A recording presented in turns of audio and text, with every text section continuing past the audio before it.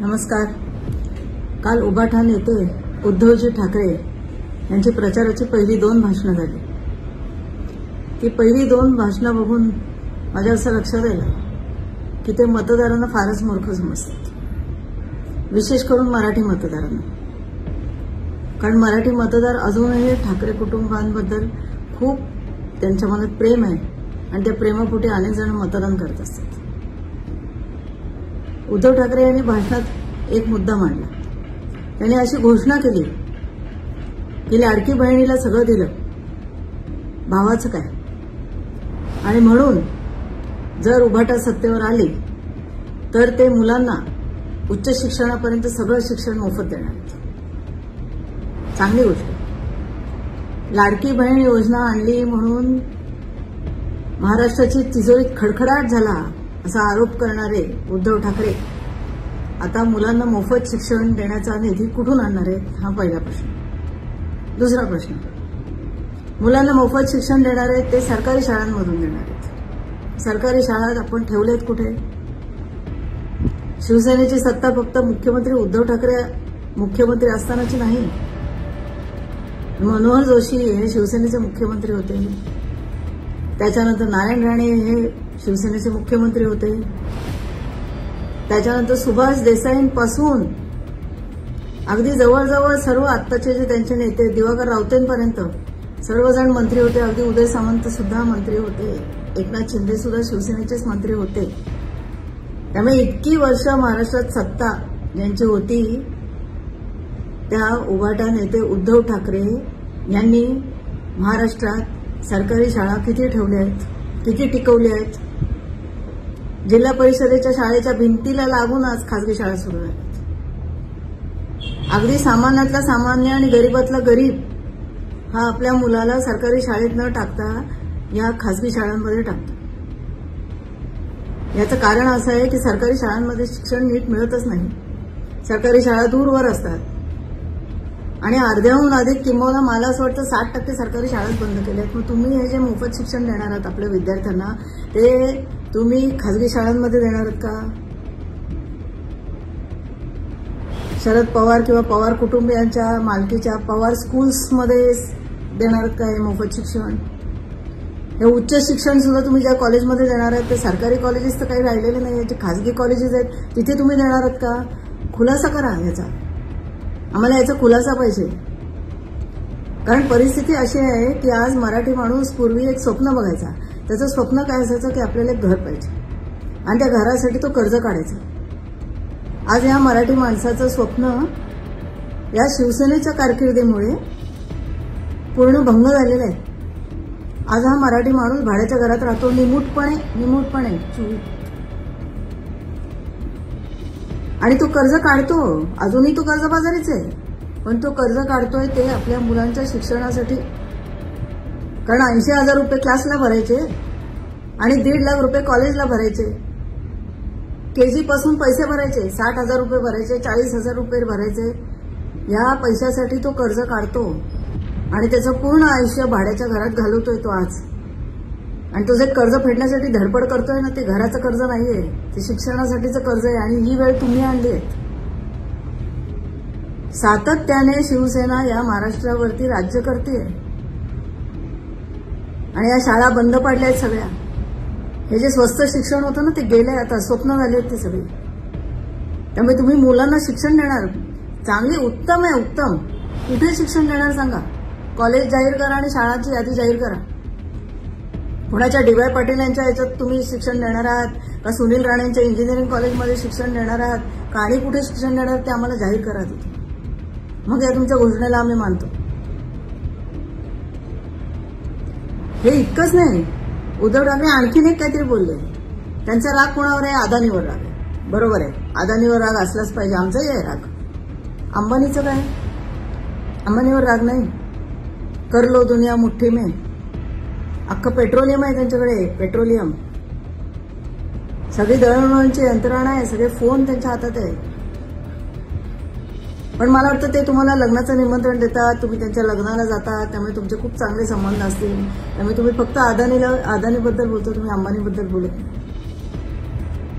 असेल तर ह्या अदानीच्या विरोधात बोलता बोलता धारावीचा विषय येतो नेहमी प्रत्येक भाषणात. तर उद्धव ठाकरेंनी यांनी काल अशी घोषणा केली की धारावीचा पुनर्विकास आम्ही करणार, अदानीला बाहेर हाकलणार, धारावीचा पुनर्विकास करणार आणि ह्या पुनर्विकासात इथल्या भूमिपुत्रांना घर देणार. धन्य झाले मी, धन्य, अगदी धन्य झाले. कुठले भूमिपुत्र? ते जे आता वसई विरारला राहतात ते, का कल्याणला राहतात ते, का टिटवाळ्याला राहतात ते, का पुण्याहून अपडाऊन करतात ते? हे मुंबईत कुठे आहेत भूमिपुत्र? कोळीवाड्यांचं पण तुम्ही क्लस्टर करणार आहे. लालबागला गेलात तर मराठी माणसं कमी आहेत. आता लालबागचं एक तुम्ही रेकी करा, बघा तिथे भूमिपुत्र आहे कुठे? भूमिपुत्रांना कधीच मुंबईच्या बाहेर घालवलंय. तेव्हा तुमचीच सत्ता होती, तुम्हीच सत्तेत होता. मुख्यमंत्री नसाल पण तुमचे मंत्री होते. 10 वर्ष तुमची सत्ता होती. पालिका आता प्रशासक बसेपर्यंत तुमच्या हातात होती. भूमिपुत्र गेला कुठे? पोलिसांचं काय झालं? पोलिसांची घरं बघा जाऊन, पडायला आली. म्हाडाच्या घरात जे लोक राहतात त्यांची अवस्था बघा जाऊन. आणि तुम्हाला एक विसर पडला असेल, गिरणी कामगारांचं काय झालं? 1,50,000 गिरणी कामगार पात्र आहेत, अजूनही धडपडत आहेत घरांसाठी. उद्धवजी, तुम्ही मुख्यमंत्री असताना तुम्ही गिरणी कामगारांच्या प्रतिनिधींना एकदाही मीटिंगसाठी बोलवलं नाहीत. फक्त एक लॉटरी काढली, ती सुद्धा आधी बांधलेल्या घरांची. तुम्ही मुख्यमंत्री असताना काहीच झालं नाही गिरणी कामगारांचं. तो भूमिपुत्रच आहे. मग ते धारावीत तुम्ही त्या गिरणी कामगार जे गावी जाऊन बसलेत बिचारे, त्यांना घरं देणार आहेत का? कुठल्या भूमिपुत्रांबद्दल बोलताय तुम्ही? कुठल्या भूमीबद्दल बोलताय?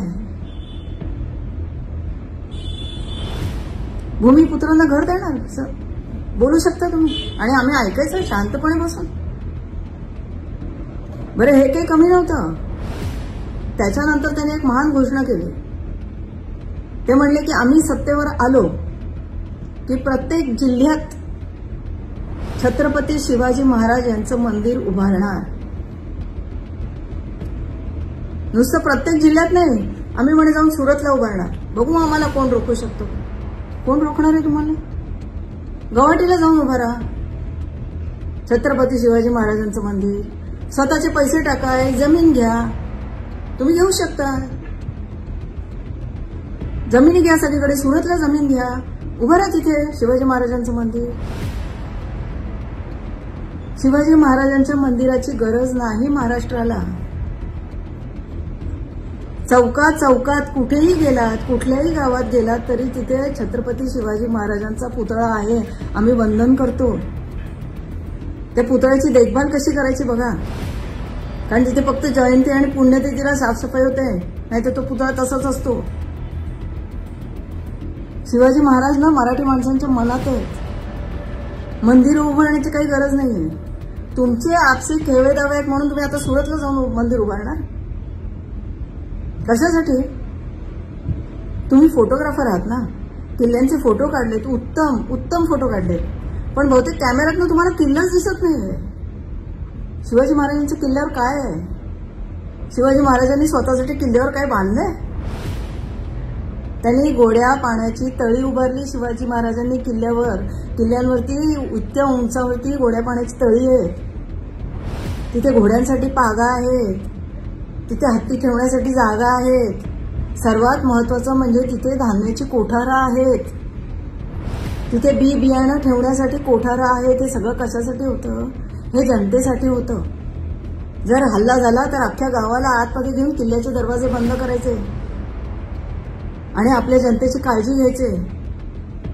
जर दुष्काळ पडला तर शिवाजी महाराज स्वतः बी बियाणं आपल्या शेतकऱ्यांना पुरवायचे. त्यांच्याकडनं वसुली नव्हते करत. त्यांनी हा सगळा किल्ला जो वापरला, जो उभारला, तो जनतेसाठी उभारला. हे दिसलंच नाही का तुम्हाला कॅमेऱ्यातून? मंदिराची काय गरज आहे? प्रत्येक ठिकाणी तुम्ही मंदिर बांधणार. पण मग शिवाजी महाराजांनी जी शिकवण दिली आहे, शिवाजी महाराजांनी जे जनतेसाठी केलंय, ते कधी करणार तुम्ही? का त्याचं वाचनही झालेलं नाहीये तुमचं? फक्त जय भवानी, जय शिवाजी, जय शिवाजी, जय भवानी, बस फक्त घोषणा द्यायच्या, बाकी काहीच करायचं नाही. अरे मराठी माणसाच्या प्रत्येक पात्याला हात लावला, प्रत्येक पात्याला, तेव्हा तुम्ही गप्प होतात. बरं तो अरबी समुद्रात जो पुतळा बांधणार होते त्याच्याबद्दल तुम्ही किती वेळा बोललात? एकदाही नाही बोललात. काय झालं त्या पुतळ्याचं? त्याच्याबद्दल तुम्ही सवाल नाही केलं कधी. दरवेळेस आम्ही भावनिक होऊन तुम्हाला मतदान करत राहायचं का? तुम्ही भूमिपुत्रांना घरं देता म्हणता, तुम्ही शिवाजी महाराजांची मंदिरं बांधतो म्हणता, तुम्ही मोफत शिक्षण म्हणता. काय चाललंय तुम्हाला माहिती आहे? आम्ही काय बघितलं? आम्ही फक्त 2 मराठी माणसांची अशी उत्तुंग अशा इमारती उभारलेल्या बघितल्या इतक्या वर्षात. एक मातोश्री होती आमची आदरणीय, त्यासमोर एक मातोश्री आता उभी राहिली. प्रत्येक तुमच्या मुलाला 2-2 मजले आणि 1 मजला तुम्हाला, अशी मातोश्रीची इमारत आम्ही बघितली. आणि इकडे शिवाजी पार्कच्या समोर आधी कृष्णकुंज होतं, आता आलिशान शिवतीर्थ झालंय. तुम्हाला माहिती आहे मराठी माणूस काय करतो? ते शिवतीर्थाच्या समोरच्या फुटपाथवरून बसतो आणि तुमचं घर बघत बसतो राज ठाकरेंचं. किती छान घर बांधलंय, किती सुंदर घर बांधलंय. त्याला स्वप्नातही वाटत नाही की आपलं असं घर होईल म्हणून. त्याला स्वप्नातही वाटत नाही की आपलं एक घर आहे, आपलं आणखीन एक घर होईल, आणि ते सुद्धा असं 6 मजली, प्रत्येक मुलाला 1-1 मजला, 1-1 मजला, 2-2 मजले. त्याला स्वप्नातही वाटत नाही. तो बिचारा ते अपेक्षाही नाही करत. तो तुमच्यावर प्रेम करतो आणि म्हणून तुमची घरं बघत बसतो आणि त्यांना तुम्ही भूल तापत येत बसता. रोज उठून तुम्ही शिंदेबद्दल बोलता, 50 खोके एकदम ओके, 50 खोके एकदम ओके. हे 50 खोके केव्हा दिले? एकनाथ शिंदेनी हे 50 खोके केव्हा दिले? भाजपाबरोबर त्यांची सत्ता अजून यायची होती. त्याच्या आधी तेव्हा त्यांनी शिवसेना सोडली, तेव्हा त्यांनी हे खोके दिले. याचा अर्थ भाजपाबरोबर सत्ता स्थापन करायच्या आधीच त्यांच्याकडे खोके होते. याचा अर्थ जेव्हा मग ते शिवसेनेच्या उभाठामध्ये होते तेव्हाच त्यांच्याकडे हे खोके होते. खोके आले कुठून? एकनाथ शिंदेकडे एवढे खोके आले कुठून? म्हणजे मला तर आता कळेल नसतं की तुम्हाला नेमकं दुःख काय.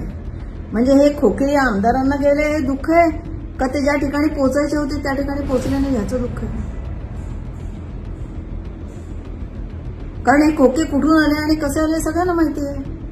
कोणाच्या आशीर्वादाने आले सगळ्यांना माहिती आहे. सगळी वरपासूनची शिकवण आहे ना, कुठला पक्ष सुटलेला नाहीये. 50 खोके एकदम ओके काय आहे? म्हणजे कोणाचे 50 खोके, कोणाचे 40 खोके, कोणाचे 100 खोके, आणि आम्ही घोषणा देत बसायच्या 50 खोके एकदम ओके. अरे खोके आले कुठून? कोणाच्या काळात जमले खोके? कोण सांगणार?